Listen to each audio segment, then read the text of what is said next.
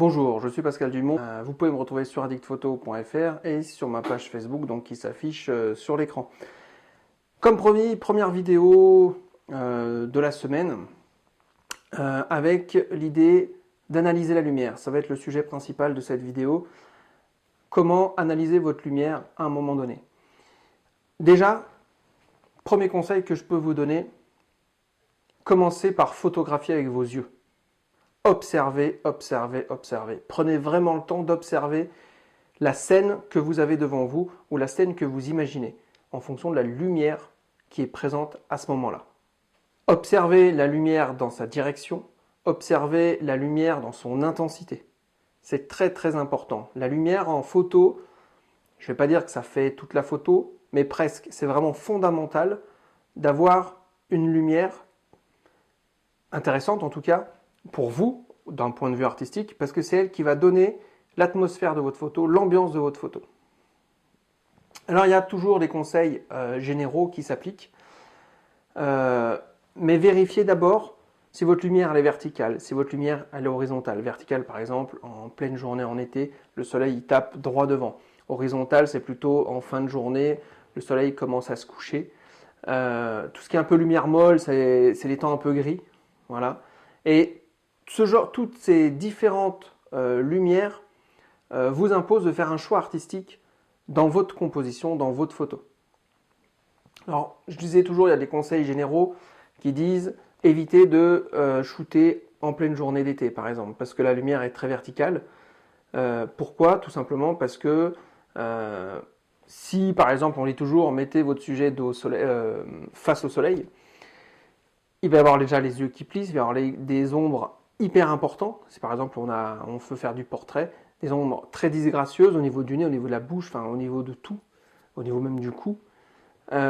Si vous faites une photo de paysage avec une lumière très verticale, très puissante, tout simplement, je parle de lumière naturelle, hein, il va y avoir également des ombres très importantes et qui vont du coup, par exemple s'il y a des arbres, diminuer l'importance du volume qu'un arbre peut prendre. Si l'ombre est plus petite, on a l'impression que l'arbre est beaucoup plus grand. En vrai, l'arbre qui n'est pas dans l'ombre. Alors que si l'arbre qui n'est pas dans l'ombre est aussi grand que son ombre, à ce moment-là, on perd vraiment en volume. Donc voilà, c'est pour ça qu'on évite en général de shooter en pleine journée avec une lumière très verticale. Après, ça dépend vraiment du style que vous voulez apporter. On peut quand même shooter en pleine journée, des fois on n'a pas le choix. C'est le cas, ça peut être le cas par exemple pour un reportage de mariage. À ce moment-là, il y a différentes techniques. On peut shooter à contre-jour, on peut se servir d'un réflecteur, etc. J'en parlerai dans d'autres vidéos.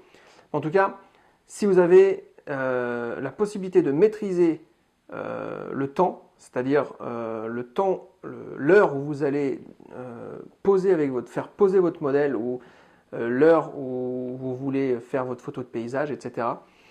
Choisissez plutôt en fin de journée. En fin de journée parce que la lumière est plutôt horizontale, donc elle est beaucoup plus douce, beaucoup plus diffuse et gracieuse au niveau. Elle met surtout en relief tous les paysages, etc. Et pareil, quand il fait un temps très gris, la lumière est très diffuse, ça sert un peu de diffuseur, donc du coup ça donne du relief au visage, ça modèle un peu le visage, par exemple si vous faites du portrait. C'est très important d'observer la lumière, observez votre lumière, et si vraiment vous avez le choix du timing, choisissez plutôt en fin de journée. Voilà, c'est des petites vidéos un petit peu conseils comme ça, très rapides, où on ne va pas forcément au bout des choses, parce que c'est aussi à vous de voir, faire votre propre expérience en fonction de la photo. Il n'y a pas de règles, encore une fois, c'est des conseils pratiques. Shooter en pleine journée, moi ça m'arrive plein de fois, des fois quand je suis en reportage de mariage, les mariés ils veulent pas faire même si on leur dit les fera des plus belles photos, etc. Dans leur timing c'est pas possible, ils préfèrent shooter à 15h. À 15h, voilà, c'est taquet, la luminosité est au taquet, le soleil est au taquet, la lumière est au taquet.